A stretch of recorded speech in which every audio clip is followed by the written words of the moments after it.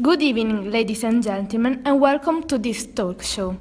Today we will talk about cloning, an important and debatable topic. We have here Sister Clarissa and Sister Giulia, who will give us the point of view of the Church. If we have the religious opinion, we cannot forget the scientific one. For this reason, we have invited Dr. Martina Sforza and the scientist Federica Forgione. To understand what our society thinks, we have Linda Losito, the mayor of our city. And last but not least, Professor Ludovica Maselli, who will give us her philosophical point of view. Let's start. Let's analyze together some situations where cloning might be considered. So, the first one is, Mrs. Jones's eldest son Mark is 10 years old and he is dying with cancer. Should Mrs. Jones be allowed to clone Mark before he dies? Should people be allowed to clone other humans or clone themselves? Sister, what do you think? In our opinion, to clone a living being is wrong because it is against nature and against God's will. It stops the real life cycle. Cloning is only genetic manipulation and doesn't affect anybody's soul. Mark shouldn't be cloned. Only God should take care of him, because God decides when to interrupt his life and take Mark with him. In the end, it's only God who decides for life and death. Dr. Federica Forgione wants to speak. Let's listen her opinion.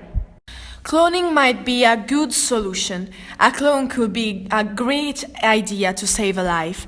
This is not a genetic manipulation, that's science. We have been studying for many years. We have made a lot of research, a lot to find perfect formulas for cloning human beings. And now, we are nearly there. We are very close to it.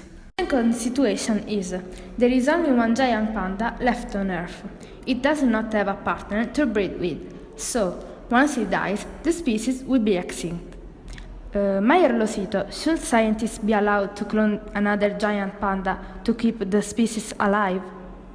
In my opinion, if there is only one giant panda left on Earth, its clonation would be very helpful to keep the species alive.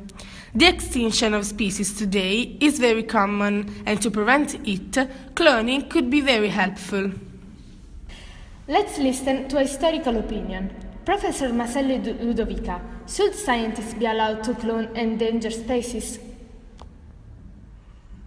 Hi, in my opinion, cloning isn't a good idea because we lost the animal's uniqueness when we clone it. Cloning does nothing but enhance the innate aspiration of man to physical perfection.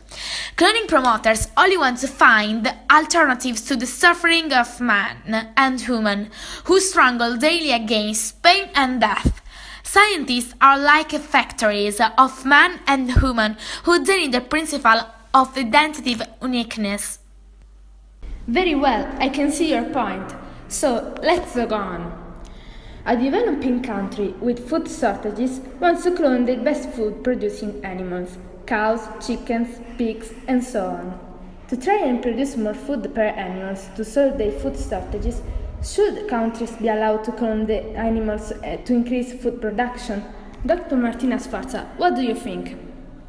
I think that cloned animals can transmit new viruses and bacteria to humans, and that this can be really dangerous. Sister Giulia and Sister Clarissa, what do you think?